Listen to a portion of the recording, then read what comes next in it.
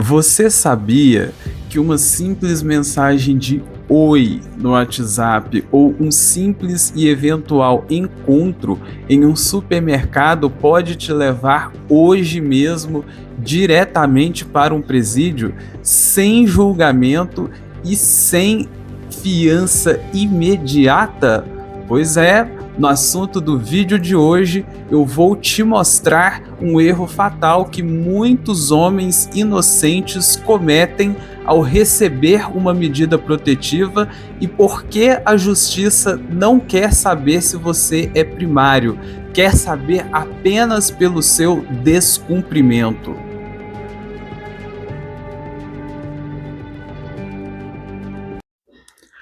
Olá, sejam novamente muito bem-vindos para mais um episódio do podcast Vitória na Guerra com Erigon Ramos. Eu sou o seu parceiro estratégico que vai ajudar você a enfrentar o sistema criminal de justiça brasileira com inteligência e segurança. E no assunto do vídeo de hoje, eu vou te explicar por quê. Muitos homens pensam que é só um papel relatando uma medida protetiva, mas, contudo, eu também vou te explicar por que uma simples menção que está prevista no artigo 313 do Código de Processo Penal pode mudar todo um jogo contra você. Este será o nosso assunto do vídeo de hoje.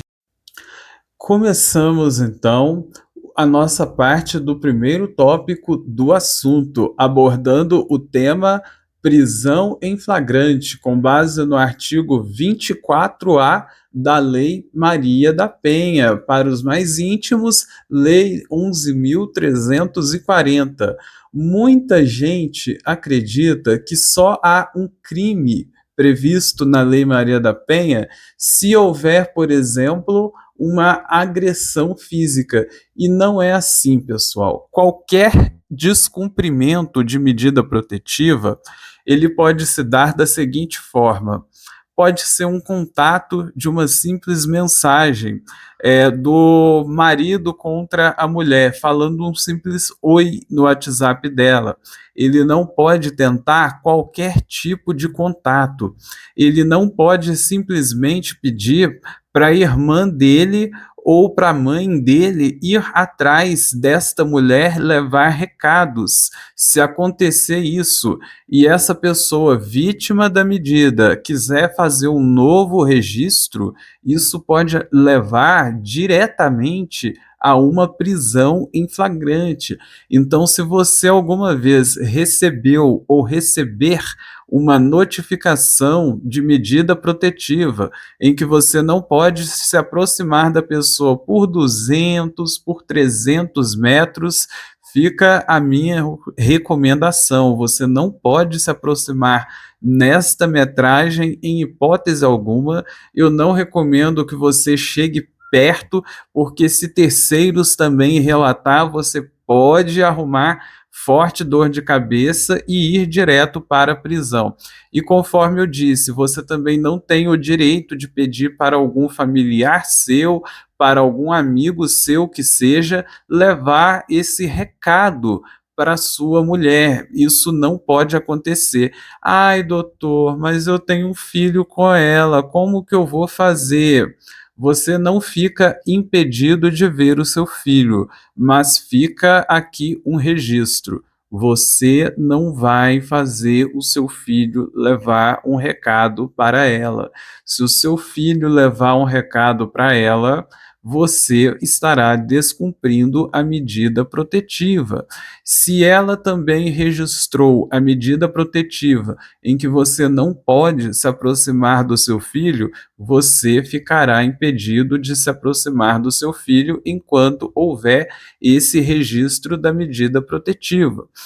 Doutor, mas eu tenho um filho, eu preciso ver o meu filho. Você não fica impedido de que outra pessoa pegue o seu filho e leve o seu filho até você para que você veja, mas desde que também haja concordância dessa pessoa.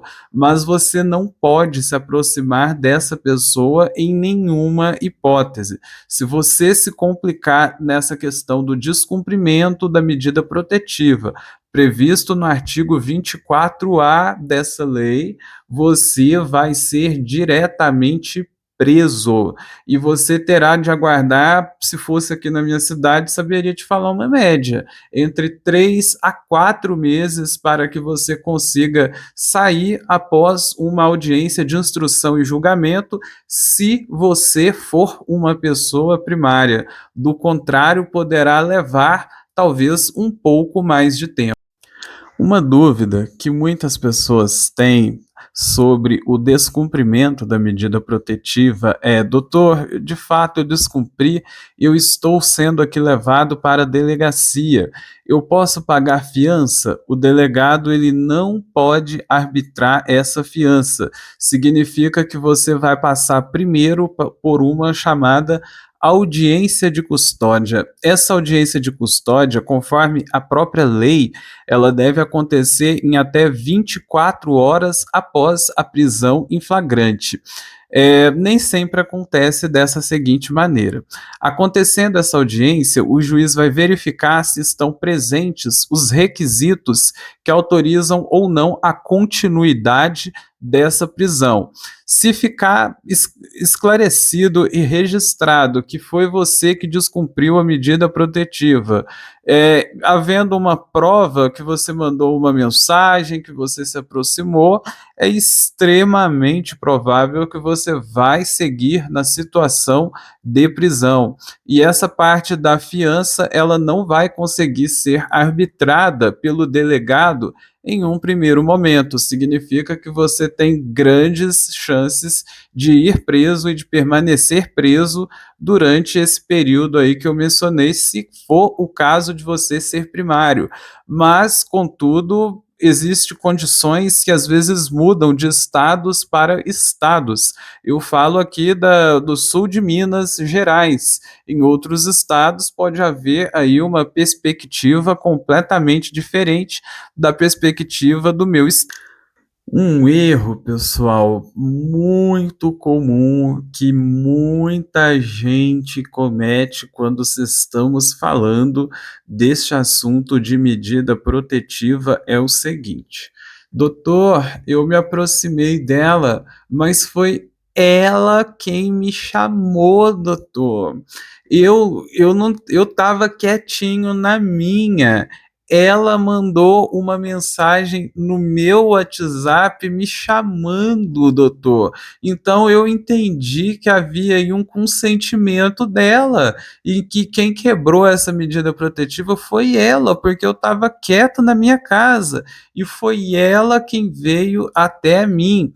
Nesse tipo de situação, a minha recomendação para você é a seguinte: comunique à polícia que ela descumpriu essa medida protetiva que ela mesmo quis impor contra você, senhor que está me assistindo. Se isso acontecer, você vai comunicar diretamente. E essa medida protetiva, a quebra da medida, pode ter efeito negativo para ela, essa medida protetiva pode ser revogada. E você quer saber uma das piores coisas que acontece quando você recebe uma medida protetiva contra você? Isso fica constado na sua certidão de antecedentes criminais. Doutor, mas eu não descumpri a minha medida, por que que ela está constando lá? Pois é, eu digo para você, um simples registro de medida protetiva que você venha a ter contra você vai te deixar fichado perante a justiça criminal.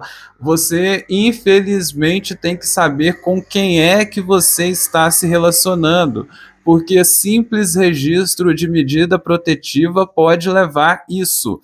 E nesta semana eu tive cliente que me procurou pedindo para mim emitir essa certidão, porque ele estaria saindo do trabalho de uma empresa para ser contratado para outra empresa.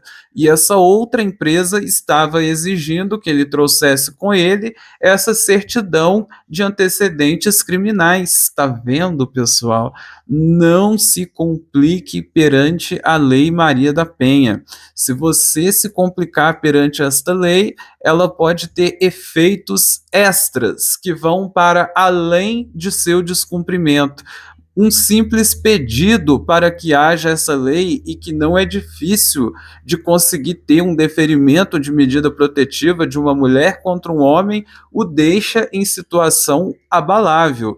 Então tome muito cuidado com as suas relações com as pessoas que você esteja se relacionando, para que você nunca se esqueça do que eu quis dizer aqui. O negócio é o seguinte: no direito penal, a ordem do juiz vale mais do que qualquer coisa e pronto. Se chegar lá para o juiz que houve o descumprimento, isso costuma chegar automático. Em muitos casos, eu não duvido, basta a simples assinatura que ele autoriza essa prisão e já era. A polícia irá atrás dessa pessoa e essa pessoa será presa por descumprimento de medida protetiva. Então, se você aí está conhece alguém que tem uma medida protetiva contra você, faça o seguinte: não se aproxime em nenhuma hipótese, não mande mensagem, praticamente esqueça essa pessoa de sua vida. E mais ainda, se você sabe algum ou outro lugar que essa pessoa frequente, não frequente este lugar. Se você está no supermercado e você avistou essa pessoa de longe, saia imediatamente. Ah, mas eu sou. Esse local é meu. Tipo assim, eu faço parte da sociedade daquele lugar e essa pessoa não faz. Saia deste lugar. Isso não lhe garante o direito de permanência. Só de alguém ter contra ti uma medida protetiva, você não pode estar perto dessa pessoa. E se essa pessoa está se aproximando de você, você tem que ficar muito ligado com isso. E se essa pessoa for até a sua casa, você deve também comunicar à polícia, porque essa pessoa não tem direito de descumprir a medida. Uma simples ida desta pessoa até a sua casa, que não é a casa dela, ocasiona aí um descumprimento da parte da vítima pela medida protetiva. Uma questão para se ficar bastante de olho. O que nos leva, pessoal, para o nosso terceiro tópico, que é o artigo que regulamenta a anatomia da prisão preventiva nos casos de Lei Maria da Penha. Pessoal, se você, homem, simplesmente cometer um crime de difamação, de calúnia contra o seu amigo da empresa, você tem algum risco de ir preso preventivamente? Não. A pena da ameaça, a pena da calúnia, a pena da difamação, ela não comporta prisão preventiva. A pena do crime de perseguição não comporta uma prisão preventiva. Você contra o seu amigo, você contra o seu cunhado, você não será preso por nenhum crime que tenha pena abaixo de 24 anos. Mas a história muda de figura completamente se estamos falando de contexto de violência doméstica e familiar. No caso do homem contra a mulher, no caso de um homem contra o seu pai idoso, no caso de um homem contra uma criança. Estamos falando aqui da Lei Maria da Penha. E neste caso, uma simples difamação. Suponhamos que Eu tive um caso super recente que me apareceu aqui no escritório que contém a exata situação. O cliente recebeu a notificação da medida protetiva. Ele simplesmente tira uma foto do papel sem mostrar os dados e coloca escrito bem grande, é, falas referentes ao corpo dessa mulher, no sentido de que ele não gostava mais dessa mulher e enfatizou coisas a respeito do corpo, e de acordo com ele, sem citar o nome dela, o que deixaria ele excluído de qualquer responsabilidade na concepção dele. E ele foi preso em flagrante pelo artigo 24A da Lei Maria da Penha, não preso em flagrante por isso, pelo descumprimento da protetiva, mas por ter havido uma medida protetiva e ele ter difamado sua ex-esposa e ter ameaçado ela por mensagem de WhatsApp. Isso ocasionou esse descumprimento da medida protetiva. Ele não vai responder por descumprimento, mas ele responde por ameaça. Se um homem, por exemplo, disser para a mulher: volte para mim, eu irei usar drogas, não consigo ficar sem a sua presença em minha vida. Isso configura crime de ameaça. Se essa mulher já tem uma medida protetiva, você não poderia sequer entrar em contato. E se você entrou em contato e você ameaçou, por exemplo, talvez você se matar para essa pessoa, isso ocasiona crime de descumprimento. E aí, se isso chegar para o Ministério Público, eles vão pedir a sua prisão, porque isso é uma mensagem indireta. Você não descumpriu a medida pela aproximação física, mas você chegou a se comunicar com essa pessoa. E eu expliquei para você, você não pode ter qualquer tipo de comunicação, e isso é o suficiente para gerar prisão preventiva. Doutor, e quanto tempo que pode durar essa prisão preventiva? A prisão preventiva, ela não tem prazo de duração. E se uma pessoa vai presa preventivamente em um crime previsto, por exemplo, no âmbito da violência doméstica e familiar, de um modo geral, eu afirmo sim, é muito difícil conseguir um habeas corpus com liminar para alvará de soltura dentro destes casos. É possível conseguir? É possível conseguir, mas é difícil de um modo geral de conseguir? Sim, é difícil de conseguir. Então, nesse contexto, conforme eu expliquei, uma pessoa aqui na minha cidade vai ficar média de 3 a 4 meses aguardando audiência de instrução e julgamento, ainda que essa pessoa seja julgada e condenada por um crime de difamação, mais um crime de ameaça, ainda que ela pegue 1 ano e 8 meses, 2 anos que seja, ela não vai cumprir isso em regime fechado se ela for uma pessoa primária. Ela tem total tendência de sair dessa situação em cumprimento em regime aberto ou semiaberto.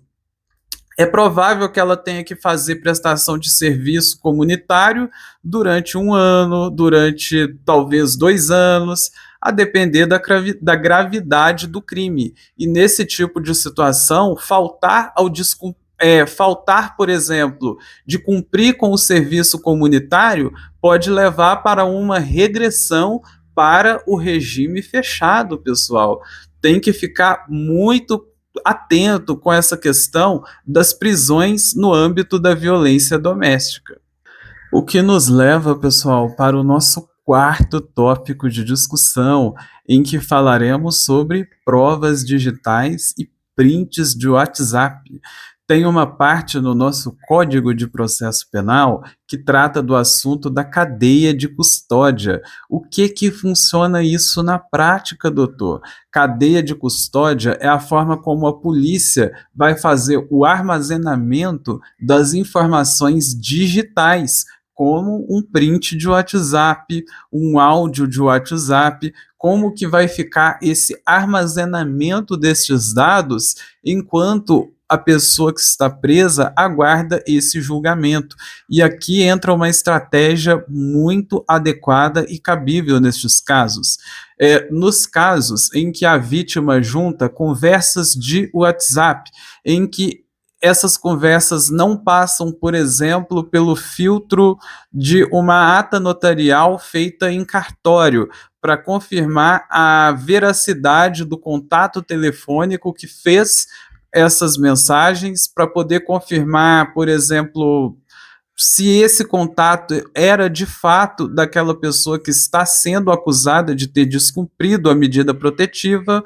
Enfim, juridicamente existe material para discussão, no sentido de que a simples entrega de um print de celular não configura como prova suficiente para fundamentar uma condenação no nosso sistema de justiça criminal.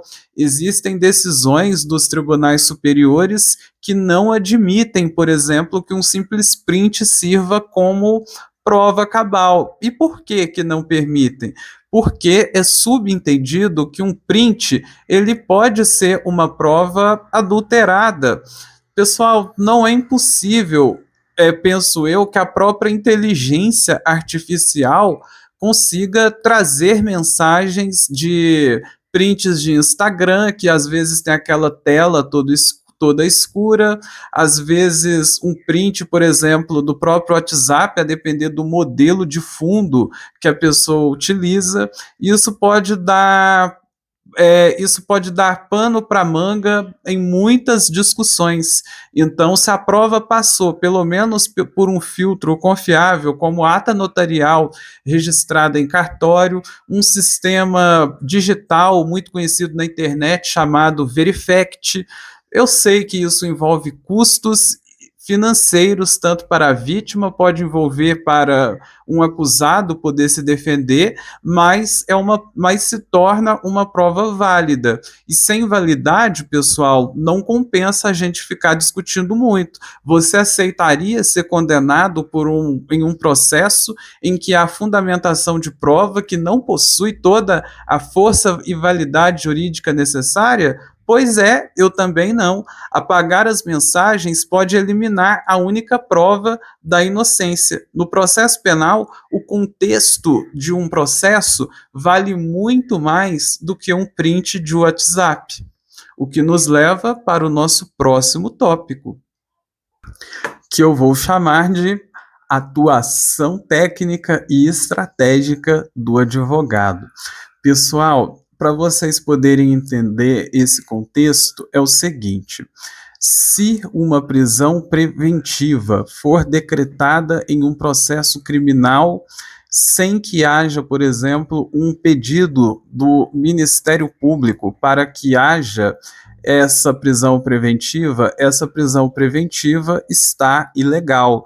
E a pessoa, nesse caso, ela não mereceria ficar todos esses 3 ou 4 meses preso, conforme eu comentei por aqui.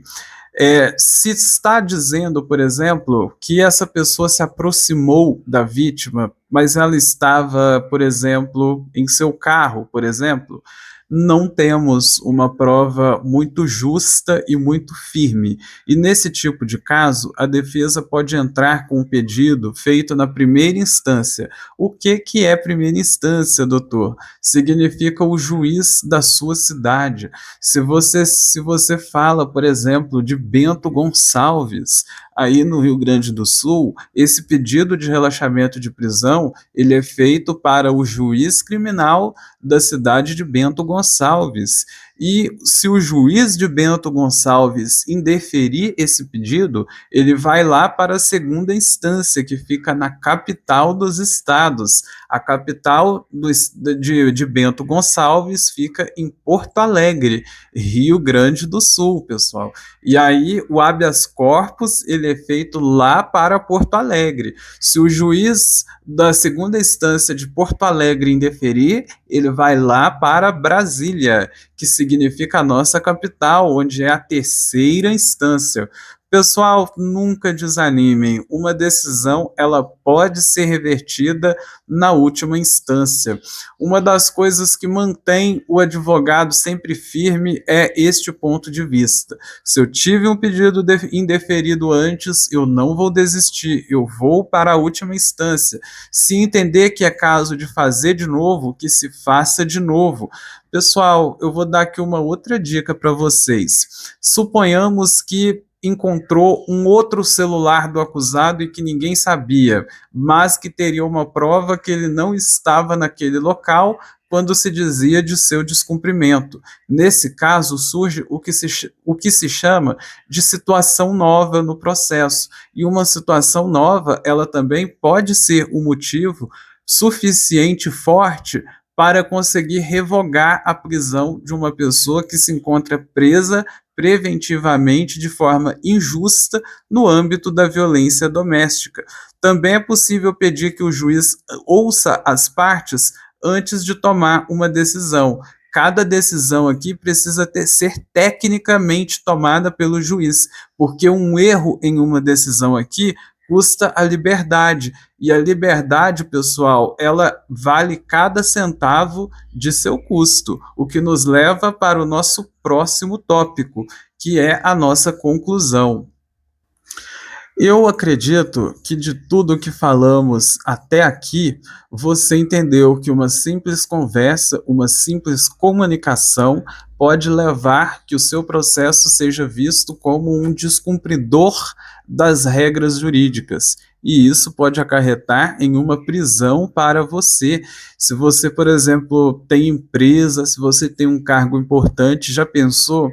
Todo esse tempo que você ficar preso vai ser contra você. Você pode sair de lá e encontrar talvez um novo mundo negativo te esperando. Então, se você puder evitar qualquer tipo de contato, evite sempre. Não descumpra uma medida protetiva.